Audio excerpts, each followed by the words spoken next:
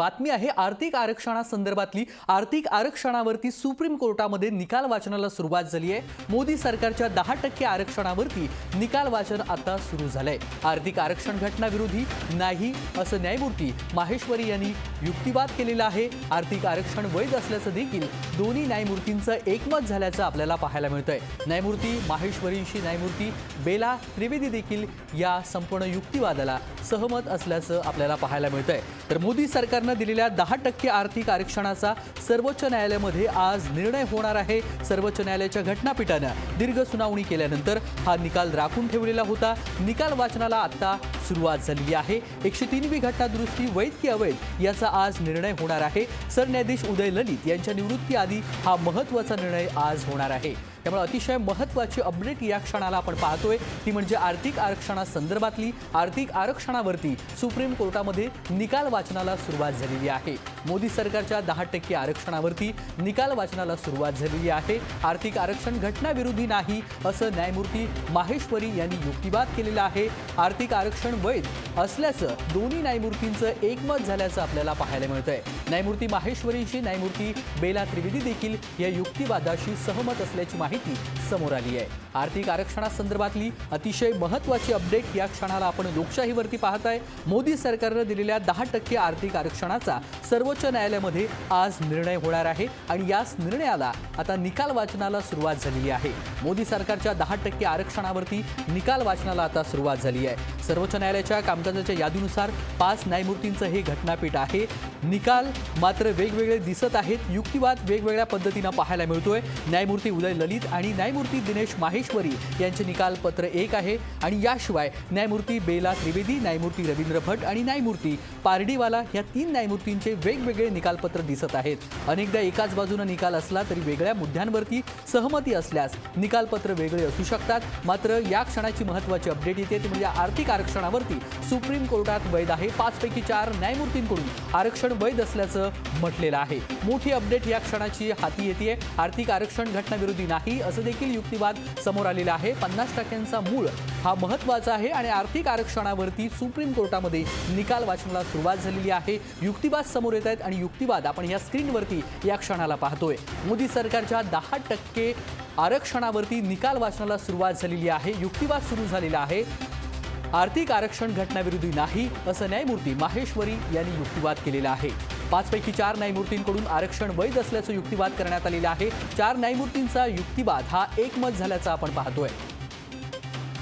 अधिक माहिती आणि कायदेशीर बाबी चाचपणी करण्यासाठी मंजुनाथ कक्कलमेली सर आपल्यासोबत जोडले गेलेले आहेत। सर, आजचा दिवस अतिशय महत्त्वाचा आहे। आर्थिक आरक्षणाबाबत ऐतिहासिक निर्णयाकडे अवघ्या देशाचं लक्ष आहे। आपलं सविस्तर विश्लेषण।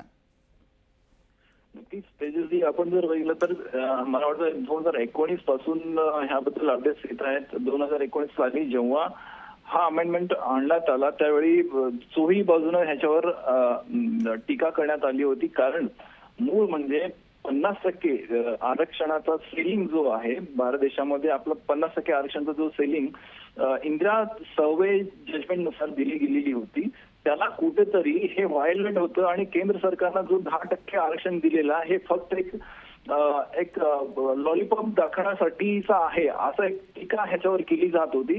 आणि त्या अनुषंगाने ह्याच्यावर वेगवेगळ्या हायकोर्टात सुद्धा आणि सुप्रीम कोर्टात सुद्धा बॅच ऑफ पिटिशन दाखल केल्या होत्या आणि एकंदर ह्या 10% सेलिंगला कुठेतरी कॉन्स्टिट्यूशनल बेसिक स्ट्रक्चर जो असतो किंवा कॉन्स्टिट्यूशनचा बेसिक एक ढांचा जो असतो तो व्हायलेट करतोय या आशयाचा पिटिशन सुप्रीम कोर्टामध्ये दाखल केले गेलेल्या होत्या आणि त्याच्यानंतर स्टेचा सुद्धा विचार केला गेला होता। त्यावेळी तत्कालीन जस्टिसनी त्याच्यावर स्टे दिलेली नव्हती आणि सध्या जेव्हा कॉन्स्टिट्यूशनल बेंच मंजुनाथ सर, एक महत्त्वाची अपडेट या क्षणाला येते। 5 पैकी 4 न्यायमूर्तींकडून हिरवा झेंडा दाखवण्यात आलेला आहे। याचा अर्थ निर्णय निर्णायक टप्प्यावरती आहे। नक्कीच 5 पैकी 4 म्हणजे अगदी एकतर्फी निकाल असल्यासारखाचा हा निकाल आहे। कारण ह्या निकालाला कुठेही चॅलेंज करता येणार नाही। सध्या जर समजा 2-3 वगैरे असला असता, 2 जजेस एका बाजूने आणि 3 जजेस एका बाजूने निर्णय दिला असता तर तो थोडासा कन्फ्युजन मध्ये असला असता। परत चीफ जस्टिसना नवीन एक बेंच स्थापन करून किंवा चीफ जस्टिस दुसरीकडे रिव्ह्यूसाठी पाठवावा लागला असता। परंतु तुमच्या सध्या तरी 4 जजेसनी जेव्हा एका बाजूने निर्णय जेव्हा वैध ठरवित आहेत त्यामुळे ह्याच्यावर ह्या आरक्षणावर शिक्कामोर्तब झालेला आहे। जरी समजा पुढे जाऊन ह्याला रिव्ह्यू मध्ये किंवा क्युरेटिव्ह पिटिशन मध्ये सुद्धा चॅलेंज जरी केला तरी हा मॅटर कंटिन्यू कॉन्स्टंट राहणार आहे, ह्याला चॅलेंज पुढे करता येणार नाही. सध्या तरी सर- वैध आहे आणि त्यामुळे 60% पर्यंत आपला आरक्षण एक नंबर चाललेलं आहे असं दिसून येतं. सर, आताच्या ह्या सगळ्या युक्तिवादावरून असं म्हणायला हरकत नाहीये की 4 न्यायमूर्तींचं सहमत दर्शवण्यात आलेलं आहे, म्हणजे आर्थिक दुर्बळ घटकांच्या आरक्षणाचा मार्ग मोकळा झालाय असं म्हणावं या क्षणाला?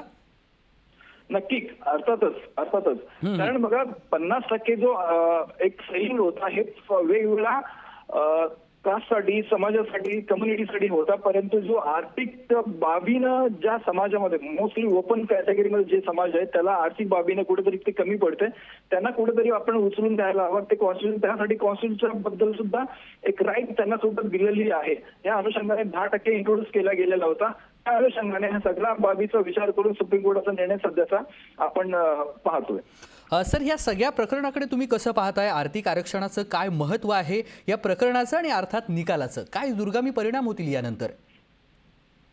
नक्कीच तेजस्वी, आपण जर बघितलंय तर भारत देश एक विकसनशील देश आहे.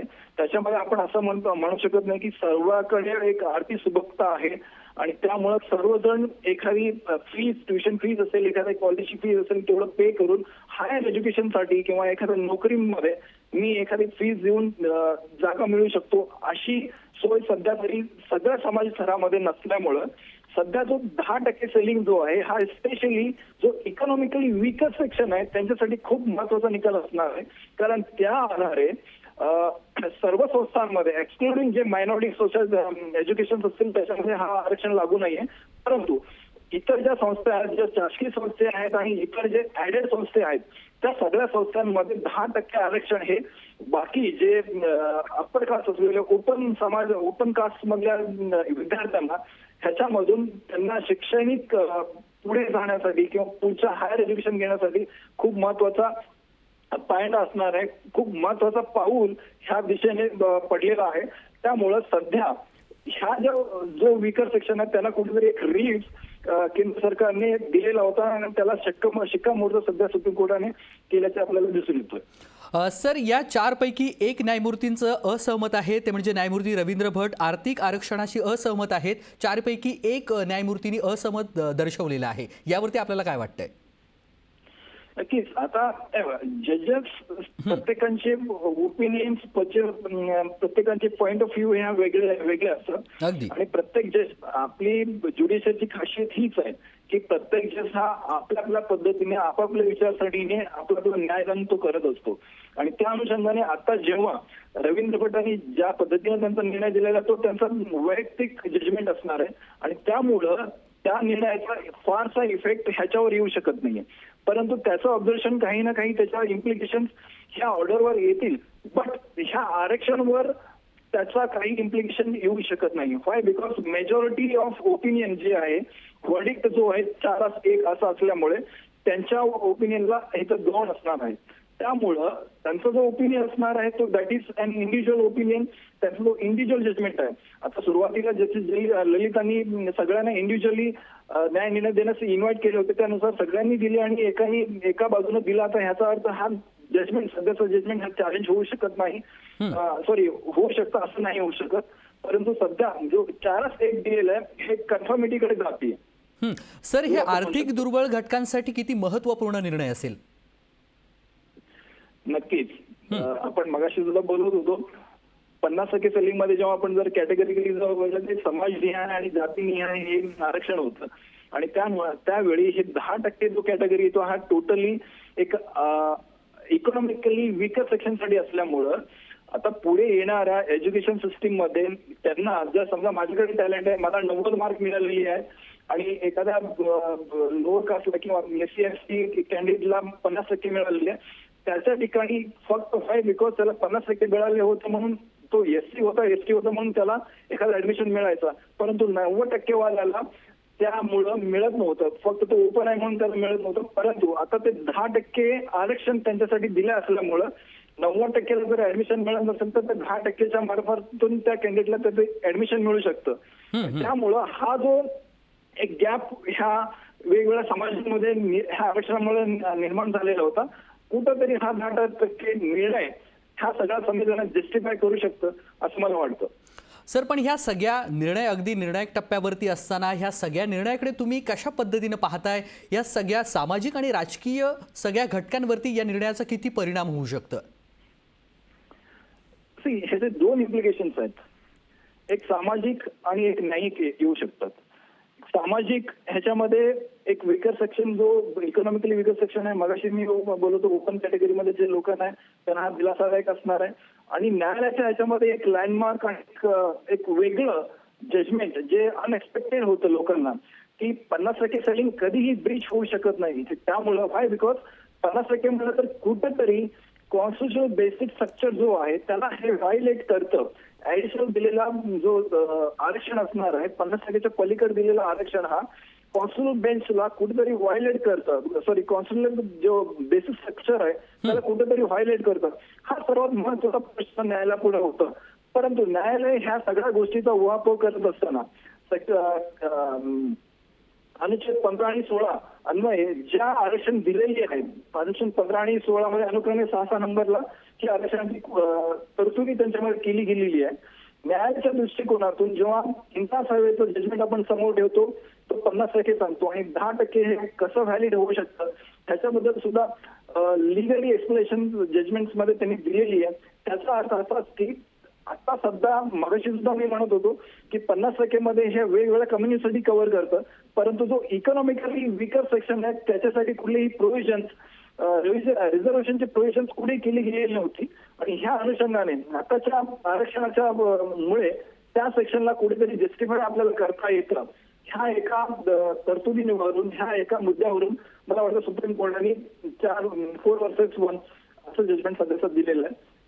इन्फेक्शन ह्या पद्धतीने समाजामध्ये सामाजिक स्तरावर विकर सेक्शनला, इकॉनॉमिक विकर सेक्शनला एक त्यांना एक दिलासा भेटला. आणि न्यायालयाच्या दायऱ्यामध्ये जर आपल्याला बघितलं तर एक लँडमार्क जजमेंट ज्याच्यामध्ये 50% सेलिंग सुद्धा आपण त्याच्या पलीकडे सुद्धा जाऊ शकतो. ह्या प्रकारचा निर्णय सध्या सुप्रीम कोर्ट देताना आपण बघतोय. अगदी धन्यवाद सर, आपण केलेल्या ह्या सविस्तर विश्लेषणासाठी. मंजुनाथ कक्कलमेली सर आपल्यासोबत होते. ह्या संपूर्ण कायदेशीर बाबी संदर्भात त्यांनी स्पष्टीकरण दिलेलं आहे. आणि या क्षणाची सर्वात मोठी आणि महत्त्वाची बातमी, सुप्रीम कोर्टाचा ऐतिहासिक निर्णय आलेला आहे. 10% आर्थिक आरक्षणावरती सुप्रीम कोर्टामध्ये शिक्कामोर्तब झालेला आहे. ज्या क्षणाची आणि ज्या निर्णयाची आपण वाट पाहत होतात तो निर्णय समोर आलेला आहे. सुप्रीम कोर्टाचा ऐतिहासिक निर्णय हा म्हणावा लागेल.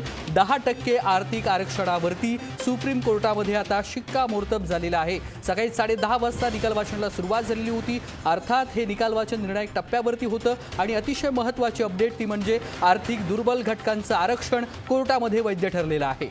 अतिशय मोठी आणि महत्त्वाची ऐतिहासिक निर्णय आणि निकाल आपण या क्षणाला सुप्रीम कोर्टाचा पाहतोय. अधिक माहिती आणि सविस्तर विश्लेषण जाणून घेण्यासाठी ऋषी देसाई सर आपल्यासोबत जोडले गेलेले आहेत. सर, अतिशय मोठा आणि महत्त्वपूर्ण निर्णय, आर्थिक दुर्बल घटकांचं आरक्षण कोर्टामध्ये वैध ठरलंय. सुप्रीम कोर्टाचा हा ऐतिहासिक निर्णय म्हणावा लागेल, कारण आर्थिक आरक्षणाची तरतूद घटना विरोधी नसल्याचं सांगतानाच केंद्र सरकारनं लागू केलेलं आर्थिक आरक्षण सुप्रीम कोर्टाच्या घटनापीठानं आज वैध ठरवलंय. हे आरक्षण घटनाविरोधी नसल्याचं सुरुवातीलाच घटनापीठानं स्पष्ट केलंय.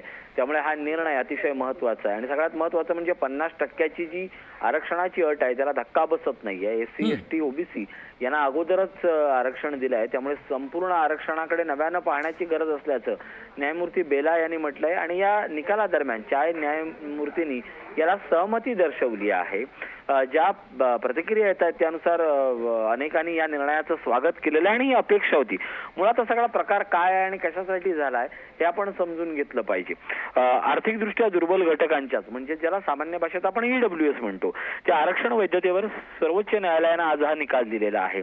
EWS आरक्षणाच्या बाजूचा जर हा निकाल आल्यामुळे आता काय होणार आहे तर शिक्षण आणि नोकऱ्यांमधील आर्थिक दुर्बलांच्या 10% आरक्षणाचा मार्ग जो मागच्या काही दिवस रेंगाळलेला होता, प्रलंबित होता, तो आता मार्ग मोकळा झालेला आहे. मुळात केंद्र सरकारनं आर्थिक दुर्बलांना आरक्षण देण्यासाठी 103वी घटना दुरुस्ती केली होती. मात्र ही जी घटना दुरुस्ती आहे ती अवैध असल्याचा याचिकाकर्त्यांनी आक्षेप घेतला होता आणि म्हणून ही याचिका सुरू होती. न्यायमूर्ती सरन्यायाधीश उदय ललित असतील, न्यायमूर्ती दिनेश माहेश्वरी असतील, न्यायमूर्ती S रवींद्र भट असतील, न्यायमूर्ती बेला त्रिवेदी असतील आणि न्यायमूर्ती या सगळ्याच्या निमित्तानं JB पार्डीवाला असतील. यांच्या घटनापीठानं 27 सप्टेंबरला ही सुनावणी घेतली. 27 सुनावणीच्या नंतर कधी या प्रकरणाचा निकाल येऊ शकला असता, कारण त्याच दिवशी सुनावणी झाल्यावर हा निकाल राखून ठेवण्यात आला होता. अर्थात यातल्या काही गोष्टी महत्वाच्या आहेत. म्हणजे ललित हे 8 नोव्हेंबरला रिटायर्ड होतात आणि तत्पूर्वी आज या गोष्टीबाबत फैसला होण्याची शक्यता वर्तवण्यात येत होती. जवळजवळ ही याचिका, या याचिकेवरचा निकाल महत्वाचा काय आहे, तर याच याचिकेच्या सिमिलर असणाऱ्या किंवा वेगवेगळ्या गोष्टीला स्पर्श करणाऱ्या 40 याचिका या सुप्रीम कोर्टात दाखल आहेत. आर्थिक दुर्बलांना देण्यात येणाऱ्या आरक्षणामुळे घटनेच्या मूळ संरचनेला जो धक्का बसलाय, अशी जी याचिकाकर्त्याचं म्हणणं होतं तेच मुळात फेटाळण्यात आलंय. आणि या सगळ्याला म्हणजे न्यायमूर्ती भट यांनी जरी समर्थन दिलं असलं तरी बाकीच्या 4 न्यायमूर्तींनी हा मुद्दा फेटाळलेला आहे आणि त्यामुळे आता 10% आर्थिक आरक्षणावर आता शिक्कामोर्तब झालंय. अगदी सर, मावळते सरन्यायाधीश उदय ललित यांच्या अध्यक्षतेखालील घटनापीठानं हा निकाल दिलेला आहे. किती दुर्गामी परिणाम करणारा हा निर्णय आहे सर?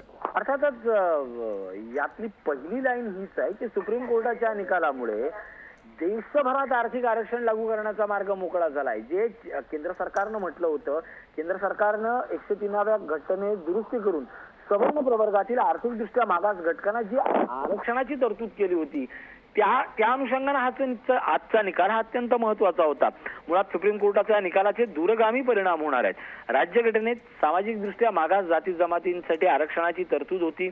त्यानंतर देशात आर्थिकदृष्ट्या मागासांना आरक्षण देण्याची मागणी करण्यात आली आणि मग 2019 मध्ये, हे साल महत्वाचं आहे, 2019 मध्ये केंद्र सरकारनं सरकारी नोकरी आणि उच्च शिक्षणात 10% आरक्षणाची तरतूद केली, ज्याला आपण 103वी घटना दुरुस्ती म्हणतो.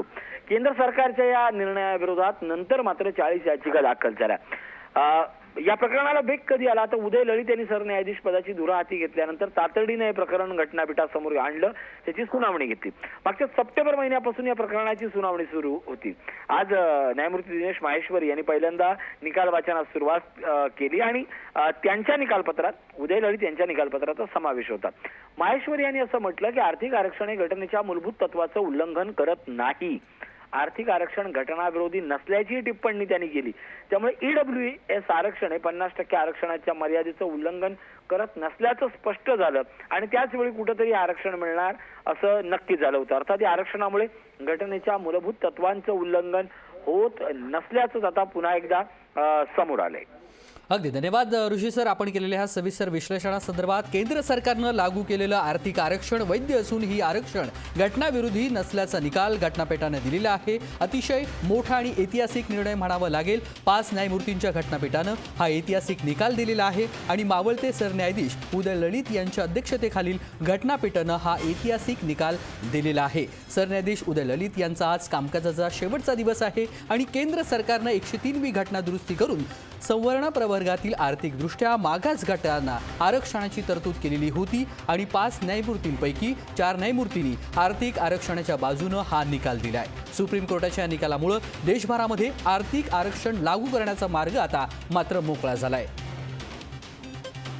अतिशय महत्त्वाची आणि मोठी अपडेट या क्षणाला हाती येते आपल्या. केंद्र सरकारनं लागू केलेलं आर्थिक आरक्षण वैध असून हे आरक्षण घटनाविरोधी नसल्याचा निकाल घटनापीठानं दिलेला आहे. 5 न्यायमूर्तींच्या घटनापीठानं हा ऐतिहासिक निकाल दिलेला आहे.